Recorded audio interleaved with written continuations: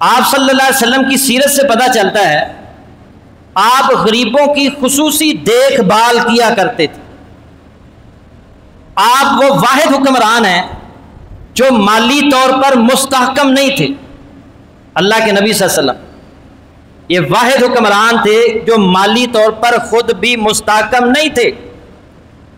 آپ غریب تھے اور غریبوں کے ساتھ ہمدردی رکھتے تھے اور غربت کو آپ اپنے لیے پسند فرماتے تھے.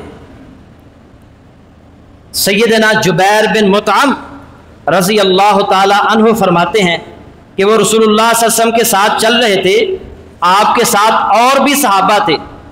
وادی حنین سے واپس تشریف لا رہے تھے. کچھ بدو لوگ آپ سے لپٹ گئے. بالآخر آپ کو مجبوراً ایک ببول کے درخت کے پاس جانا پڑا. آپ کی چادر مبارک ببول کے درخت کے کانٹوں میں الجھ گئی اور لوگوں نے آپ کی چادر اپنے پاس رکھ لی. کہنے لگے جب تک آپ ہمیں کچھ عنایت نہیں کریں گے ہم آپ کو چادر واپس نہیں کریں گے. اللہ کے نبی صلی اللہ علیہ وسلم فرماتے ہیں میری چادر مجھے دے دو.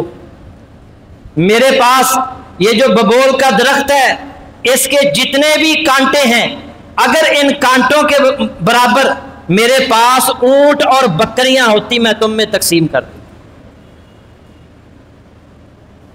پھر آپ نے فرمایا ثم لا تجدونی بخیلا ولا کذوبا ولا جبانا، اور تم مجھے بخیل نہیں پاؤ گے، نہ جھوٹا پاؤ گے نہ بزدل پاؤ گے.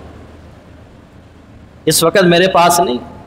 جب آپ کے پاس آیا مال، ایک شخص آیا کہنے لگا اے اللہ کے نبی اگر آپ مجھے دو پہاڑوں کے درمیان جو خالی جگہ ہے یہ پوری بکریوں کی دے دیں تو میں اسلام قبول کرنے کے لیے تیار ہوں. آپ نے دو پہاڑوں کے درمیان جتنی بکریاں آتی ہیں وہ ساری کی ساری اسے عنایت فرما. اور اس نے جا کر کہا اپنی قوم سے جا کر کہتا ہے اور اسلام قبول کر لو. محمد اتنا دیتے ہیں انہیں اپنے فقر و فاقہ کا ڈر ہی نہیں. اتنا دیتے ہیں. اللہ کے نبی صلی اللہ علیہ وسلم حکمران تھے. آپ سے زیادہ کوئی مصروف شخص نہیں ہو سکتا. آپ صلی اللہ علیہ وسلم کی آپ سیرت دیکھیں پڑھیں آپ دیکھیں گے کہ اللہ کے نبی صلی اللہ علیہ وسلم غریب صحابہ ان کے پاس جایا کرتے تھے، ان کی ضروریات کا خیال رکھتے تھے.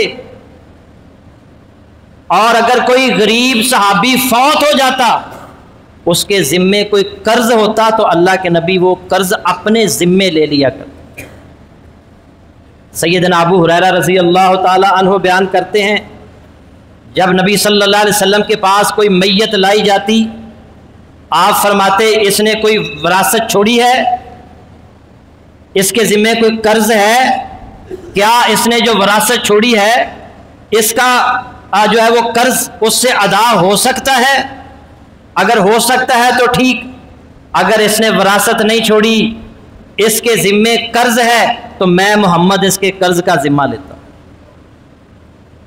اللہ کے نبی صلی اللہ علیہ وسلم فرماتے انا اولا بالمؤمنین من انفسہم، میں مسلمانوں کا خود ان کی ذات سے بھی زیادہ مستحق ہوں. فمن توفی من المؤمنین فترک دینا فعلی قضاؤہ، اس لیے جو بھی مسلمان وفات پا جائے وہ مقروض رہا ہو تو اس کا قرض ادا کرنا میرے ذمے ہے. ومن ترک مالا فلورثتہ، اور جو مسلمان چھوڑ جائے وہ جو مسلمان فوت ہوا ہے جو مال چھوڑ جائے وہ مال اس کے ورثاء کا ہے، قرض میں ادا کروں.